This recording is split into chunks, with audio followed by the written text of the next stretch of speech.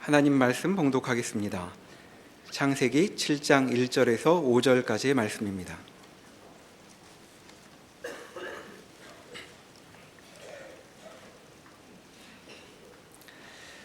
여호와께서 노아에게 이르시되 너와 내 온 집은 방주로 들어가라. 이 세대에서 내가 내 앞에 의로움을 내가 보았음이니라. 너는 모든 정결한 짐승을 암수 7씩 부정한 것은 암수 2씩을 내게로 데려오며 공중의 새도 암수 7씩을 데려와 그 씨를 온 지면에 유전하게 하라. 지금부터 7일이면 내가 40주야를 땅에 비를 내려 내가 지은 모든 생물을 지면에서 쓸어버리리라. 노아가 여호와께서 자기에게 명하신 대로 다 준행하였더라. 아멘. 하나님의 죄악 가운데 부패해진 세상을 심판하십니다. 이 심판은 일시적이거나 어느 한 지역에 국한된 단순한 심판이 아니라 하나님이 창조하신 모든 피조물들을 진멸하시는 그러한 심판입니다. 그러나 하나님은 자기 언약 백성을 보존하기로 작정하셨고, 그래서 노아와 그 가족이 구원을 받게 됩니다. 하나님께서 그의 의로움을 보셨기 때문에 노아가 구원을 받은 것이라고 성경이 말씀하고 있습니다. 오늘 함께 읽은 본문의 말씀을 보면 방주가 진멸의 심판 가운데에서 그 보존하시고자 하는 하나님의 자녀들을 안전하게 보호하는 구원의 처소로 등장하고 있습니다. 물론 이 방주는 노아에 의해서 지어진 것이지만 하나님께서 이 방주를 구원의 처소로 삼고 계시고 심판 속에서 생명을 보존하시는 하나의 장소로 지키고 계시다는 것을 우리가 볼 수 있습니다. 이 같은 내용을 조금 덧붙여서 확인할 수 있는 내용이 같은 창세기 7장 16절 중간부터 있는 말씀을 보면 나와 있습니다. 창세기 7장 16절 중간부터 보시면 하나님이 그에게 명하신 대로 들어가매 여호와께서 그를 들여보내고 문을 닫으시니라 이렇게 말씀합니다. 하나님이 문을 닫으셨다라고 하는 것은 문학적인 표현이 아니라 실제로 친히 하나님께서 그 방주의 문을 닫으신 것입니다. 하나님이 친히 방주의 문을 닫으셨다라고 하는 이 말씀이 의미하는 것은 그 방주의 절대적인 안전을 하나님이 하고 계시다라고 하는 의미가 그 안에 있습니다. 이를 통하여서 볼 때 구원은 사람에게서 나오는 것이 아니라 전적으로 하나님에게서 나온다라고 하는 사실 또한 저희들이 볼 수 있습니다.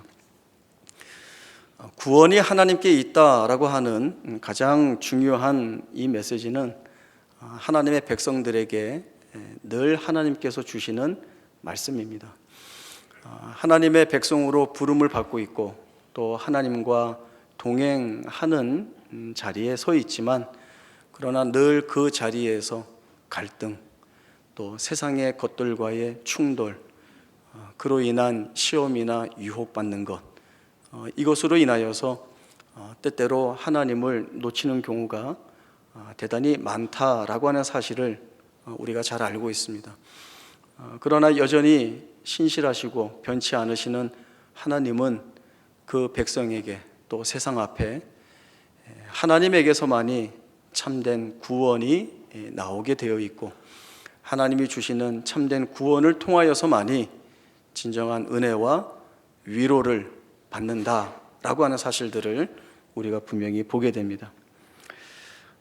하나님은 이스라엘 백성들이 하나님이 아닌 다른 것을 의지하거나 또 다른 방법이나 조건을 통하여서 자기 힘을 삼는 것을 가장 경계하셨습니다. 하나님이 아닌 것으로 자기의 힘을 과시하거나 또 자기의 근거로 삼는다라고 하는 것은 결국 하나님을 놓치고 하나님을 잊어버리는 결과를 만들어내기 때문에 그렇습니다.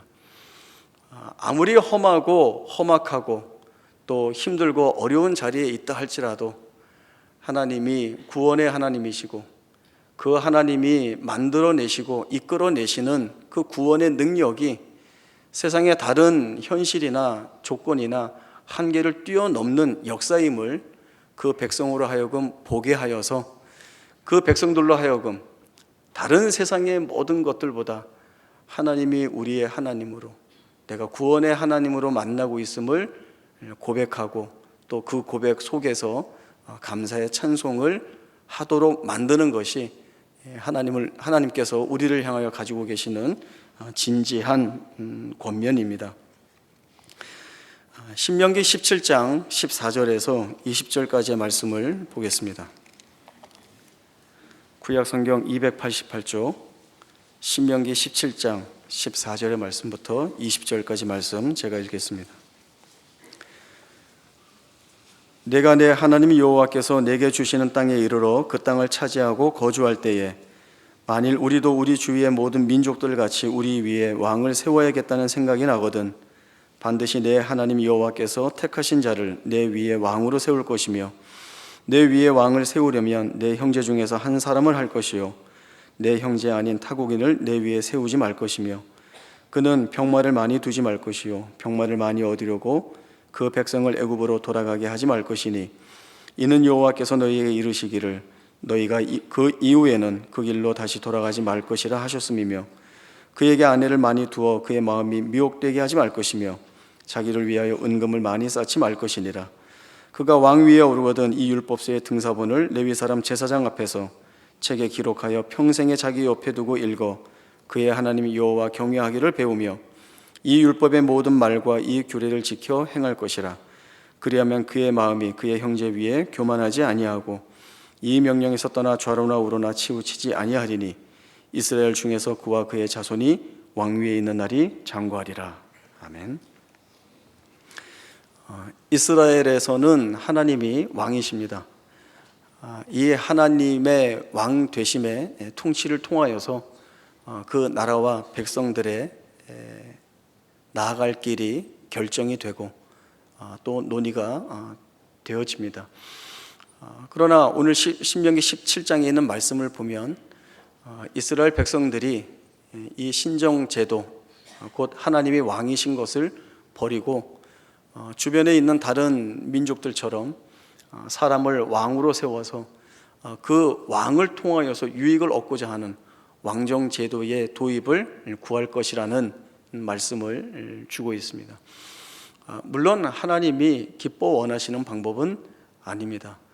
하나님의 백성에게는 하나님이 왕으로 계셔야 하고 그 하나님의 말씀이 그 백성에게는 가장 강력하고 권고하는 힘이 있는 말씀이 되어서 그 하나님의 언약 백성이라고 하는 정체성과 그 목적과 의도를 쫓아가야 할 책임이 있습니다.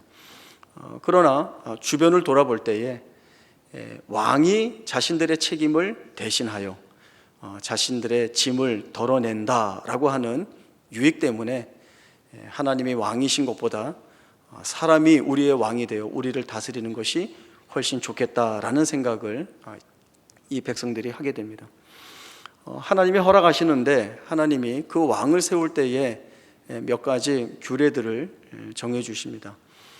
병마를 많이 두지 말라, 아내를 많이 두지 말라, 자기를 위하여 은금을 쌓아두지 말라라고 하는 것입니다. 그러나 이것이 하나님의 말씀이 아니고 세상적인 방법이나 합리적인 내용으로 본다면 꽤 쓸만한 내용들입니다. 왜냐하면 세상에 있는 나라들은 그 나라가 가지고 있는 힘을 키우기 위한 노력들을 많이 합니다. 특별히 이 시대에는 병마라고 해서 그 군대에서 사용하는 말들을 얼만큼 보유하고 있느냐가 그 나라가 보유하고 있는 군대의 힘을 나타내는 척도가 되는 것입니다. 그 말들을 묶어서 병거를 만듭니다. 오늘날의 내용으로 치자면 탱크와 같은 역할을 하는데 무시무시한 위력을 발휘하게 되는 것이죠. 모든 나라가 이 많은 수의 병마를 보유하고자 애쓰고 왜 그런가 하면 힘을 지닐 수 있기 때문에 그렇습니다. 그러나 하나님은 병마를 두지 말라고 이야기합니다.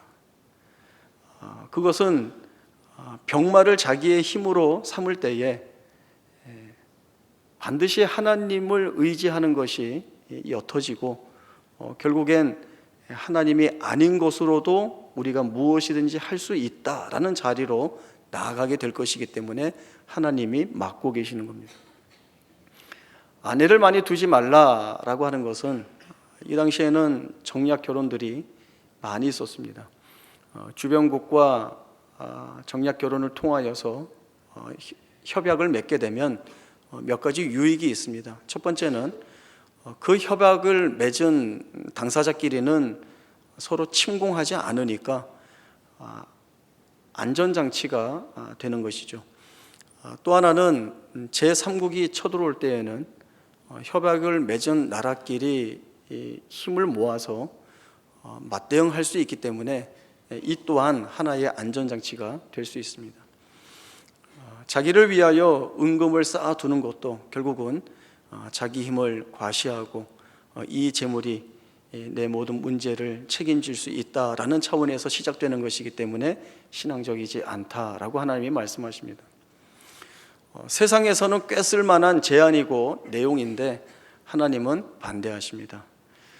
하나님의 백성이 하나님을 자기 힘으로 고백하지 않고 그 하나님을 붙잡지 않을 때에 일어나는 일들이 극명하게 무엇인지 아시기 때문에 그렇습니다. 아무리 힘이 있다 할지라도 하나님이 없는 자리에서의 힘이 있음은 아무 소용이 없습니다. 아무리 협약이나 교류를 통하여서 국가의 힘을 키워서 부국 강병의 길을 간다 할지라도 하나님이 없으면 그 나라는 망할 수밖에 없습니다. 여로보암 2세 시대가 이스라엘로서는 가장 힘이 있었던, 가장 넓은 영토를 소유하고 있었던 때입니다. 그러나 영적으로 볼 때에는 그 어느 때보다도 가장 암흑적이었던, 하나님을 떠났던 시대임을 볼 때에 이 같은 하나님의 말씀에 귀 기울일 필요가 있는 것입니다. 이 같은 사실들은 이스라엘의 역사에서나 또는 인류의 역사를 통하여서 이미 충분히 확인이 된 내용들입니다. 이스라엘이 애굽에서 나와서 홍해 앞에 섰을 때에 출애굽기 14장에 보면 애굽 군사들이 애굽에 있는 모든 병거들을 동원하여서 이스라엘을 뒤쫓아 나왔습니다.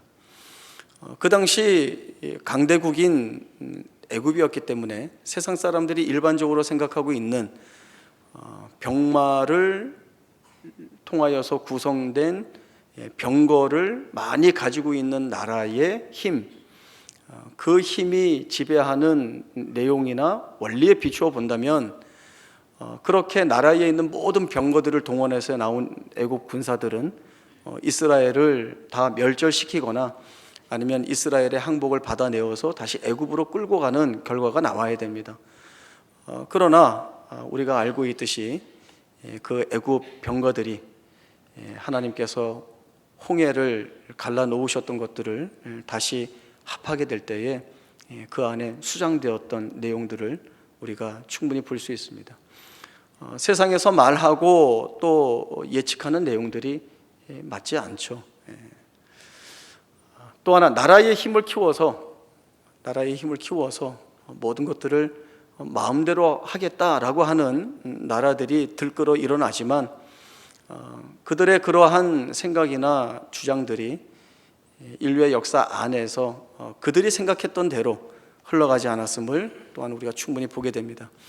아수르 제국이 일어났지만 바벨론 제국에 의해서 무너졌고 영원할 것 같았던 바벨론 제국도 페르시아에 의해서 무너지고 페르시아 제국은 헬라 제국에, 헬라 제국은 로마 제국의 무너짐으로 인하여서 힘을 근거로 하고 기반으로 한 제국이 결국엔 영원하지 않다라고 하는 사실들을 우리가 충분히 보았습니다.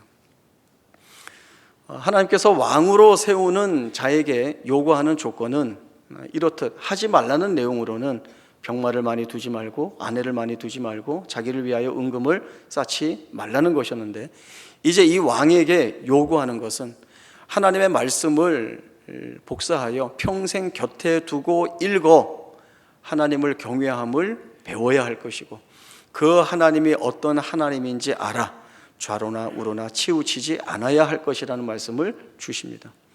세상에서 볼 때 이 하나님의 말씀은 오히려 이해가 되지 않는 내용입니다. 하나님을 안다는 것이 무슨 힘이 있는가? 하나님의 말씀을 가까이 둔다는 것이 무슨 의미가 있겠는가? 라고 생각을 할 것입니다. 그러나 하나님이 주시는 분명한 말씀을 곁에 두고 읽어서 하나님을 경외하기를 배울 때에 좌로나 우로나 치우치지 아니할 것이고 그 왕위를 영원히 장구하게 하겠다는 하나님의 말씀을 주십니다. 어떻게 그러한 일이 일어날 수 있는가? 하나님이 이 온 세상을 주권적으로 통치하시고 그의 작정과 섭리 안에서 이끌어 가시는 하나님이시기 때문에 그렇습니다.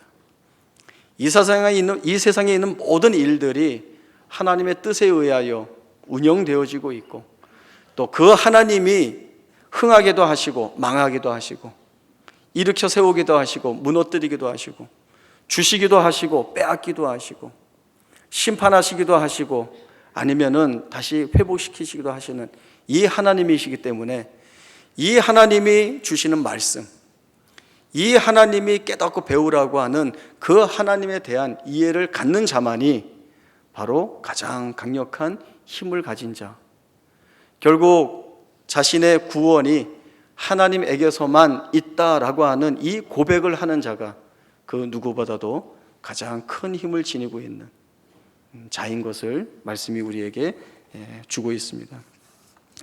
에스겔 39장 21절 말씀 보겠습니다. 구약성경 1213쪽 에스겔 39장 21절부터 29절까지의 말씀 제가 읽겠습니다.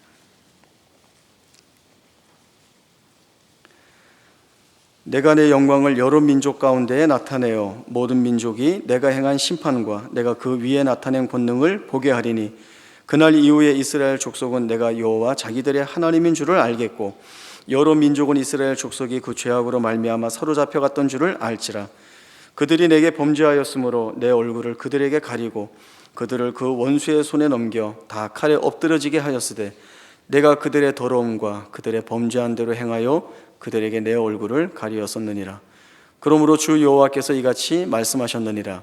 내가 이제 내 거룩한 이름을 위하여 열심을 내어 야곱의 사로잡힌 자를 돌아오게 하며 이스라엘 온 족속에게 사랑을 베풀지라. 그들이 그 땅에 평안히 거주하고 두렵게 할 자가 없게 될 때에 부끄러움을 품고 내게 범한 죄를 뉘우치리니, 내가 그들을 만민 중에서 돌아오게 하고 적국 중에서 모아내어 많은 민족이 보는 데에서 그들로 말미암아 나의 거룩함을 나타낼 때라. 전에는 내가 그들이 사로잡혀 여러 나라에 이르게 하였거니와 후에는 내가 그들을 모아 고국 땅으로 돌아오게 하고 그 한 사람도 이방에 남기지 아니하리니, 그들이 내가 여호와 자기들의 하나님인 줄을 알리라. 내가 다시는 내 얼굴을 그들에게 가리지 아니하리니, 이는 내가 내 영을 이스라엘 족속에게 쏟았음이라. 주 여호와의 말씀이니라. 남유다가 주전 586년에 바벨론에 의하여서 망하게 됩니다. 망하고 나서 많은 백성들이 포로로 잡혀가게 됩니다. 그러나 나라가 멸망하여 포로로 잡혀가기 이전에 바벨론에 침공이 있었고, 그 침공이 있을 때마다 항복하고 또 바벨론의 요구와 조건에 따르겠다는 표시로 소수의 포로들이 잡혀가게 됩니다. 첫 번째가 주전 605년에 포로로 잡혀가는 자들이 있었는데, 이때 사로잡혀갔던 자들 중에 다니엘이 섞여 있었습니다. 다음에 두 번째는 주전 597년에 잡혀가게 되는데, 바벨론 압제하에 있던 남유다가 애굽과 화친 정책을 맺어서 힘을 모아 바벨론의 그 속박에서 벗어나고자 작전을 썼습니다. 그러나 이를 안 바벨론이 재차 침공하여서 다시 항복을 받아내고 또 포로로 백성들을 잡아갑니다. 이때 에스겔이 포로로 잡혀가게 됩니다. 그러니까 다니엘과 에스겔은 나라가 멸망하기 전에 이미 바벨론의 땅에 포로의 신분으로 잡혀가서 거기에서 하나님의 계시의 말씀을 듣고 선지 사역을 한 인물로 저희들이 보고 있습니다. 물론 자기 고향 땅에 있으면서 나라가 멸망당하는 그 현장에 있는 백성들의 답답함이나 아픔도 대단히 컸겠지만 이미 그 이전에 포로로 잡혀가서 그 포로로 있는 땅에서 자기 나라의 멸망의 소식을 들어야 하는 에스겔의 심정도 대단히 참담했을 것입니다. 남유다가 멸망하게 되었을 때에 세상의 많은 나라들이 조롱했을 것입니다. 하나님의 나라가 멸망을 당하였다. 하나님이 자기 백성을 지키지 않았나 보다. 이러한 조롱과 멸시가 분명히 있었을 것이고, 또 하나님의 언약 백성인 유다 백성과 또 에스겔도 그 마음에 왜 하나님께서는 자기 백성의 나라를 망하게 내버려 두셨는가라고 하는 이러한 질문들이 그 마음에 차 있었을 것입니다. 이때 하나님이 주시는 말씀이 있습니다. 나라가 멸망하고 또 그 나라를 멸망하게 한 원인, 또 멸망된 나라의 백성으로서 짐을 지고 살아야 하는 기간, 그러나 약속으로 주어지는 회복의 때, 이 모든 것들이 하나님께 있음을 말씀하고 있습니다. 바벨론 제국이 운이 있어서 갑자기 힘을 갖게 되었고, 어떻게 내려오다 보니까 남유다를 발견하게 되어서 그날을 쳐서 멸망시켰다거나, 아니면 남유다가 정치적으로나 정책적으로 어떠한 중요한 결정들을 잘못하여서 스스로 멸망의 길을 자초했다, 이게 아니라 하나님이 분명하게 드러내시는 말씀은 너희가 범죄하여 너희를 망하게 했다라고 하는 말씀을 주십니다. 그리고 너희의 그 범죄한 마음들을 내가 돌이켜 너희가 그 죄를 뉘우치게 만들 것이고, 너희가 그 죄를 뉘우쳤을 때에 내가 다시금 너희를 회복해 하여 너희의 나라를 다시금 재건할 때에 온 세상과 너희는 내가 이 일을 이루어낸 하나님인 것을 알 것이다 라고 하는 말씀을 주시고 있습니다. 내가 이제 내 거룩한 이름을 위하여 열심을 내어 야곱의 사로잡힌 자를 돌아오게 하며 이스라엘 온 족속에게 사랑을 베풀지라 라고 하는 이 하나님은 신실하신 하나님이시고 변함이 없으신 하나님이시고 자기 백성을 잊지 아니하시는 하나님으로서 그 백성 앞에 서 계시는 것을 보여주고 계십니다. 이스라엘이 역사를 통하여서 배워야 하는 것은 바로 이 문제입니다. 참된 구원과 그 구원을 통한 힘과 능력이 누구에게서 나오는가를 보는 것입니다. 처음에 말씀드렸듯이 우리가 살아가면서 이렇게 부딪히고 충돌하게 되고 갈등을 일으키는 요인들이 대단히 많이 있습니다. 내가 지금 묶여있는 이 현실에서의 한계나 또 어찌할 수 없는, 내가 어떻게 감당해낼 수 없는 이러한 이유나 조건들에 대하여서 여기에서 참된 구원이 누구에서 나와야 되는가, 이 자리에서 나를 위로할 그 위로의 근거가 어디에서부터 시작되어야 되는가라고 하는 질문들을 우리가 갖게 될 것입니다.